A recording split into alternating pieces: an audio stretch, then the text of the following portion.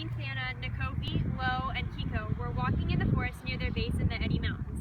They were discussing the recent gossip of the village below their base.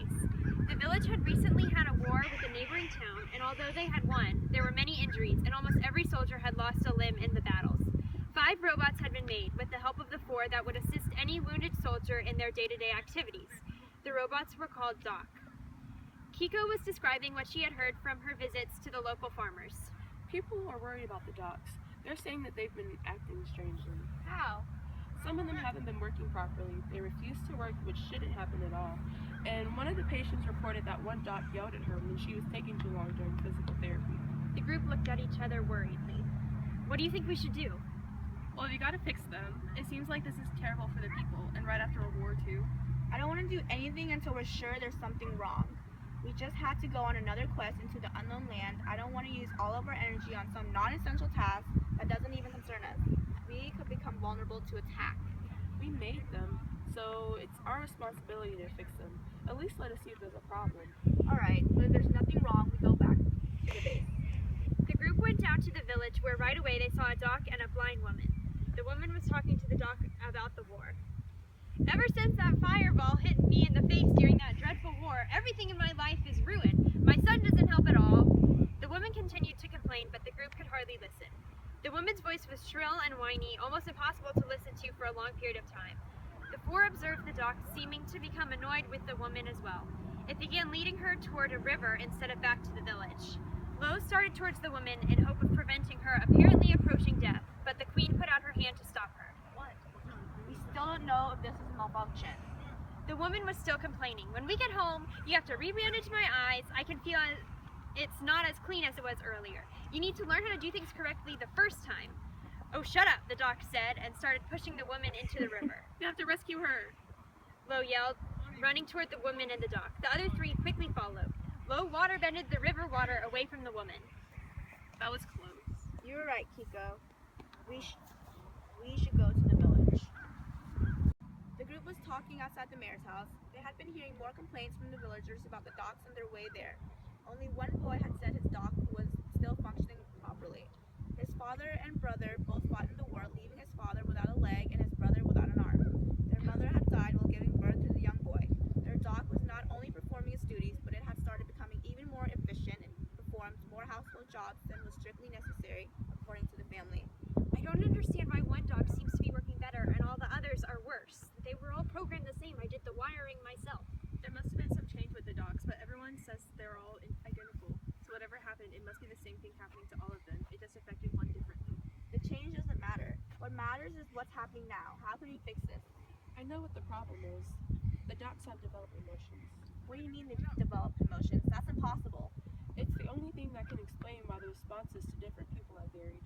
The doc we saw at the river was annoyed with the woman's voice, and the boy's family must have evoked some sympathy or emotional attachment with their dog. We have to fix this. The docs are showing emotions. They're not doing what they're supposed to do, so this is a problem. Why do emotions have to be a bad thing? The boy's doc is helping his family in ways we could never have anticipated. Why should we change it?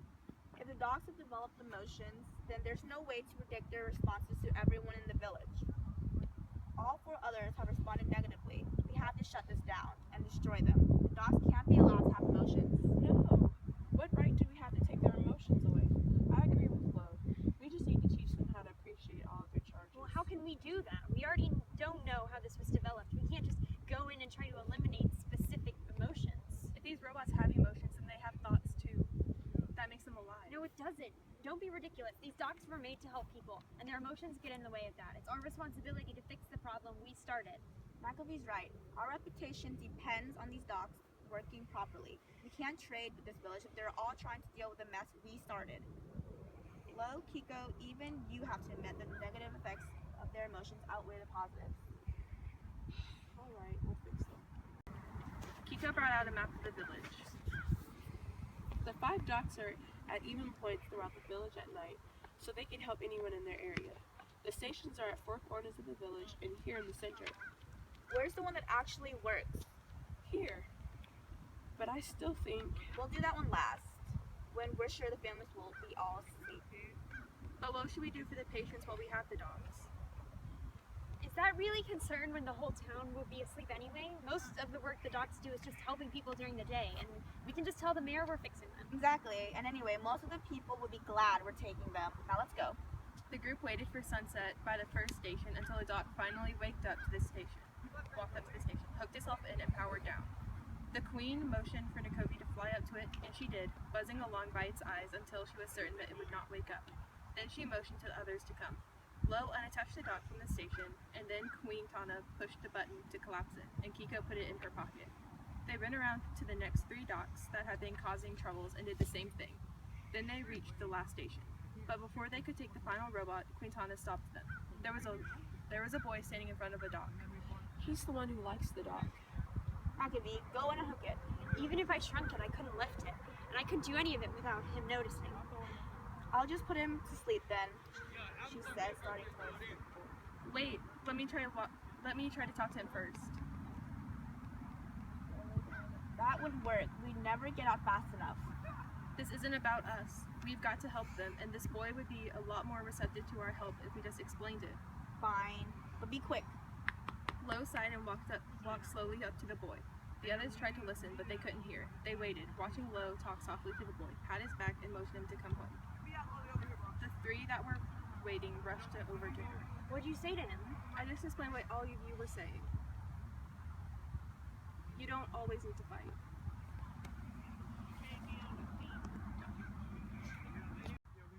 The group was up at their base with all the docks. N'Kobe had pushed the button to revert them back to their original size, and they were all lined up ready to be examined.